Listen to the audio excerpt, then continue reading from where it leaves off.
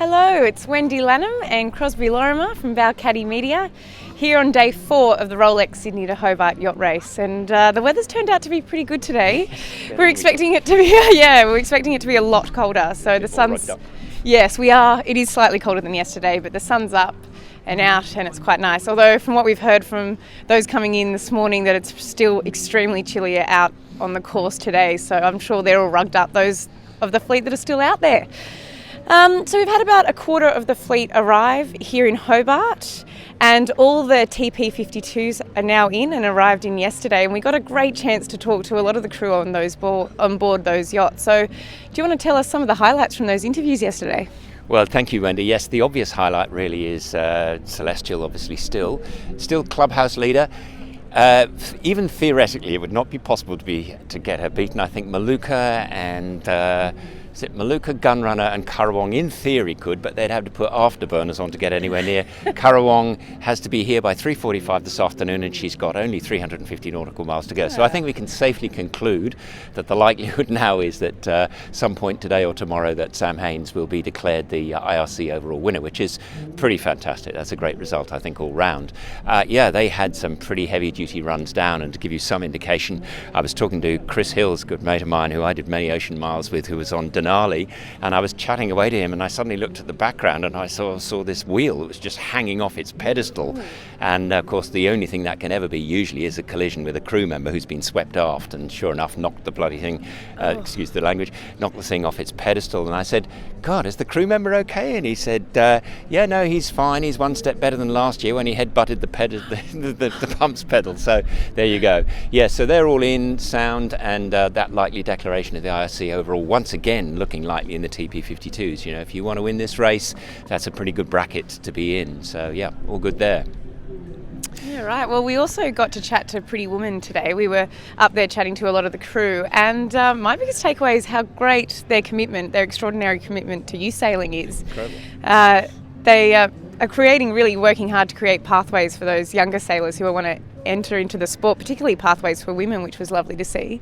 And what I loved is one of the senior members on board said, yes, of course, we teach the younger generation quite a lot, but they also teach us a lot. So the intergenerational knowledge sharing between them is really great to see, don't you reckon? Yeah, absolutely. And I mean, the really good thing about that is that these are incredibly accomplished sailors already. So they're match racing people who are racing internationally. So they're really good sailors at a young age. But what Richard's done is just next level. I mean, there is nobody who comes anywhere near it. You know, you saw that lineup of all those youngsters, all in the 20s. And he said a good many of them, he asked them to put their hands up. Which of you are younger than this boat? And there was about 2/3 of the crew, which is pretty good. They had a pretty full-bore race, it has to be said. Richard's a wise sailor, a very, very experienced offshore sailor. And he said, yes, we actually clocked up our fastest speed, 29 knots. And then he just left it for a moment. Then he said, not to be recommended. So it was obviously pretty full-bore. And in fact, we spoke to Rod Jones as well on Alegria Republic. They got their record too. We'll put some footage up of that because they put some onboard footage of it. It looks a bit like a sort of mini Volvo. So yeah, it's great. You're right, that pathway is amazing for those guys, and several of them were there last year as well on the race. And it's just fantastic to see. They're so enthusiastic. They're so full of admiration for Richard and everything he does for them. No, it's brilliant. Yeah, it is.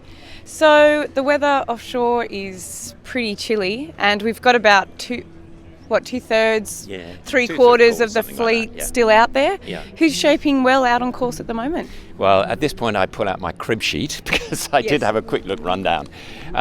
So as we said, overall on IRC it's sort of looking pretty good for Sam Haynes and Celestial. If we run down again, IRC and ORCI for Sam Haynes, which would be great. In the Corinthian IRC, Mako, Paul O'Rourke's boat, and then in PHS, I beg your pardon. Then in IRC, it is very nice to see both in IRC and PHS in the Corinthian League, Pretty Woman, Richard Hudson, in both of those, in IRC leading Midnight Rambler, Exaltus, and then Rupert Henry's two-hander there. So we'll come to two-handers in a moment.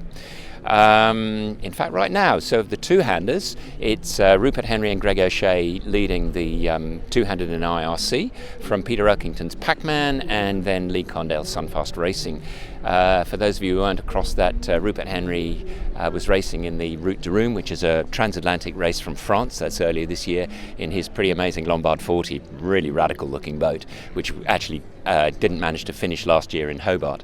And so it's really nice to see that he's got he did really well in the Cavistry Island race, and they've not won it by any means at this stage, but good to see them leading. That's a really good news story for those guys.